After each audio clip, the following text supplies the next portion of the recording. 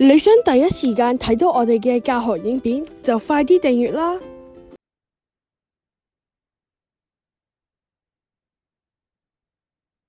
好，去到呢一度啦。怎樣做才不會被假資訊欺騙或者操縱呢？我哋咧點樣做先至可以唔好俾呢啲假嘅 information 呃咗我哋啦，或者去 control 我哋咧？欺騙即係呃我哋，操縱咧即係控制啊，control 我哋嘅。是真還是假？少兒用以下方法來判別報道的真偽。少兒咧而家咧用咗一啲方法咧去判斷一啲報道係真定係假喎。我哋睇下佢點做先。如果我分享了未經查證的消息，可能會造成什麼影響？都諗緊，佢睇咗一篇文章喎，睇咗一篇報道，佢話如果我 share 咗呢一個未經證實嘅消息，會有啲咩影響呢？下面就話啦，做個精明資訊接收者，找出消息的來源，查證其他能夠證明消息的傳媒，按證據分析消息的真確性，揾出消息，揾呢個消息嘅來源係咩咧？係邊一間傳媒機構㗎？可唔可以信㗎？查證其他能夠證明消失的傳媒，其他傳媒機構有冇報導呢一件事嘅咧？究竟？按證據分析消息的真確性，咁各大傳媒啦、國家傳媒機構報導嘅消息是否相同？會唔會係其他大家報導嘅嘢都一樣呢？如果係嘅話，咁真確性係會高啲嘅喎，係咪？咁佢就話啦，我在幾家報章的網站找到證據證明這是假消息。佢喺另外幾張報章雜誌嘅網站嗰度咧揾到證據啊，證明咗呢一個消息係假嘅。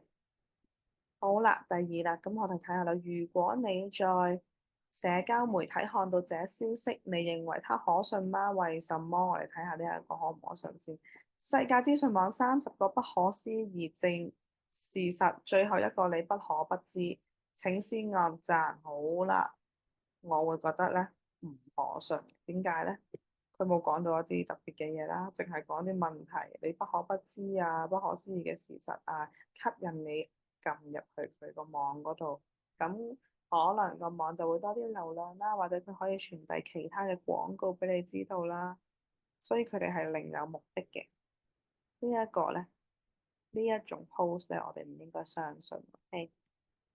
不少傳媒都有杜絕假消息和假報導的措施，調查他們的做法。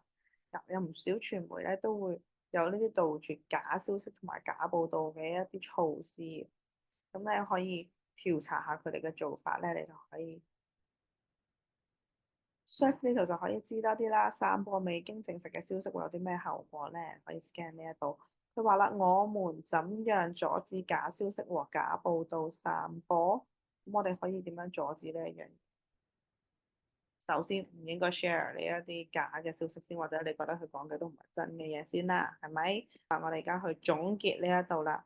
資訊氾濫，我們每天接收大量資訊，當中有報導事實的，有表達意見的，也有負面或虛假的資訊。如果我們沒有分析資訊就相信並轉發，可能令自己甚至社會都被不良資訊影響。我哋每一日咧都會收到好多 information 嘅喎，係咪？當中有咧報導一啲 facts 事實嘅，有表達意見嘅都有，亦都有一啲負面，甚至係一啲係假嘅資訊，負面即係 negative 假嘅一啲資訊啊，同埋如果我哋咧唔識去 analyze 呢一啲我哋接收到見到嘅嘢，我哋冇去分析嘅話咧，就亂咁相信人哋講啲咩，然之後 share 出去嘅話咧，即係轉發出去，可能會令自己甚至成個社會咧都會有好多不良資訊影響住嘅喎。OK？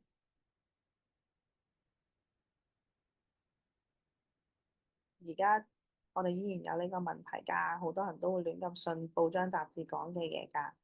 好啦，分析資訊對於同一件事情，各傳媒會用不同的立場報導，以致人們未必能全面而客觀地了解事實的真相。我們閱讀報導時，應該嘗試找出當中的事實和意見，並以理性的態度加以綜合和分析，最後才作出中肯的判斷。對於同一件事咧，各個傳媒咧都會用唔同嘅立場去報導嘅喎，點解搞到人咧未必可以全面而又客觀咁樣了解呢件事嘅真相？咁我哋咧閱讀報導嘅時候咧，應該要嘗試揾出咧入面嘅有啲咩係事實啦，有啲咩係意見啦，好似頭先咁樣去分辨呢一樣嘢啦。同埋我哋要保持 rational， 即係理性嘅態度去綜合同埋分析，記得去分析我哋見到嘅嘢，最後先至作出中肯嘅判斷。